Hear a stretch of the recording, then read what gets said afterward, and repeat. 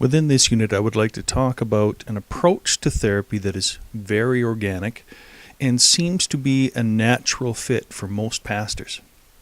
Because pastors deal with Bible stories on a daily basis and are trained in how to properly interpret these stories, narrative therapy seems to be a very intuitive process for them.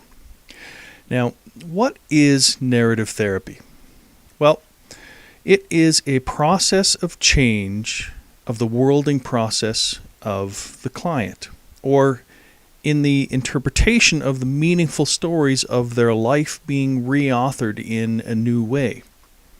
It is a process that can normally take place over around 11 or 12 sessions, and this means that it's a reasonably good fit for most pastoral counseling relationships.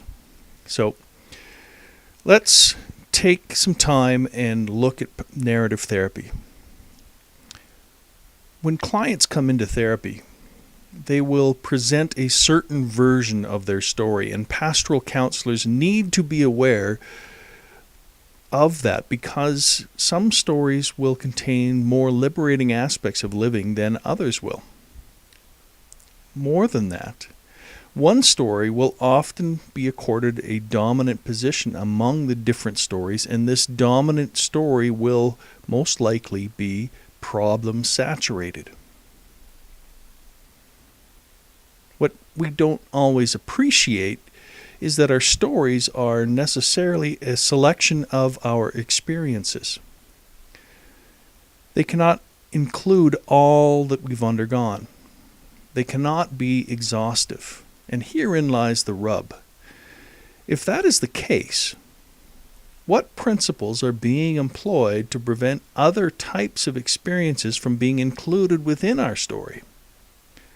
And that is where the skill of interpretation of stories of the pastors comes in, to help the client explore their personal stories for both meaning and for change.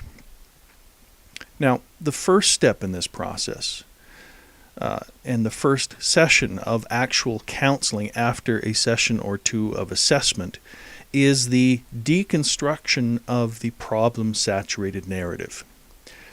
The pastoral counselor listens carefully to the client's recital, knowing that this story is not the whole story, because experience is always richer than what can be expressed by language. And within this deconstruction process is the identification of the meta-narrative that sets overarching parameters on experience, meaning that smaller stories that conflict with it will be banished from conscious thought.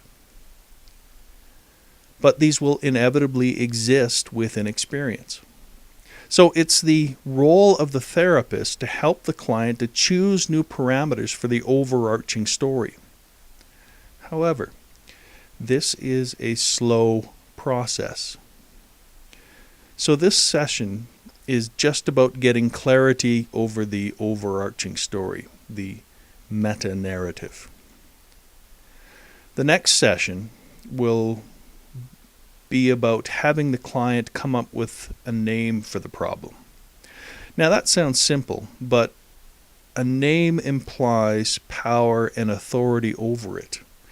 And the whole point of this session is to help the client see that they are not a victim of the problem, and that they have some level of power over the problem, even if that's simply an attitude in the face of certain circumstances. And then comes the third step, the externalization of the problem.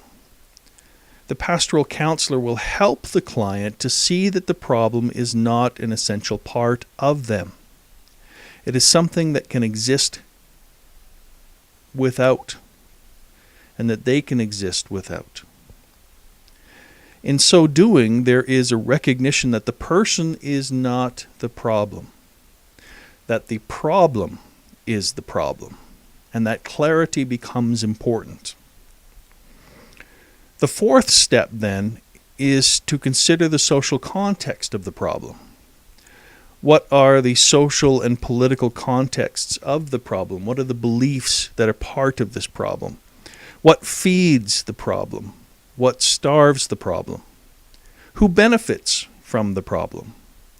In what settings might the problematic behavior or attitude be useful? What sorts of people would definitely be opposed to the problem? Then in step 5, there is the exploration of unique outcomes. If the problem-saturated narrative is the meta-narrative, then it sets parameters for most of experience interpretation. However, there will be times when the problem is not present and the meta-narrative is wrong. And it's important to highlight these exceptions. And this gives a place for their story to begin to have hope of life without the problem. Step 6 is then choosing to re-author the story. This is when the client is invited to take a position regarding the problem. Now, the importance here is for the client to make the choice. This is not a place for the therapist to make the choice. And the client can choose to stay with the old story or to take fully into account the new elements. If the new elements path is chosen, then efforts will be made to establish an alternate narrative. And the client takes a position of author of their life. In either case, the client now owns the narrative, and that can be therapeutic in and of itself. Now, step 7 then is to thicken the plot of the story. And this is to discuss more details of this new alternate narrative, adding more characters and other perspectives to support the alternate story. Step 8 then is to name this new counterplot. And this move gives this plot more definition and helps to organize the therapy more easily. When a particular event occurs, one can ask which plot was associated with that event. Was it on the side of the problem or on the side of the counterplot?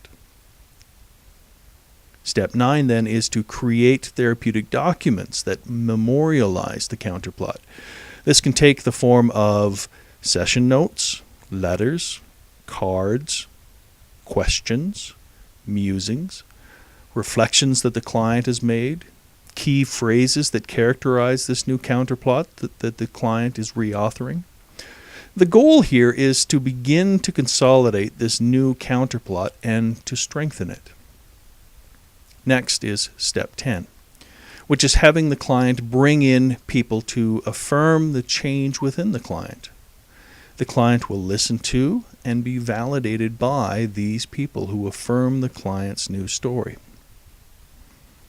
Finally then is step 11, which is reflecting teams, where others will come in and watch part of a session, and then the client will take some time to listen while these observers respond to what they saw, and reaffirm and validate the worth of the growth that is taking place. And this then leads to the closing out of the therapeutic relationship as the pastoral counselor and client take some time to celebrate all that has been accomplished. And the pastoral counselor encourages the client to continue on with taking the power to reauthor their life, to make good choices, and to strive to live in a positive, meaningful manner.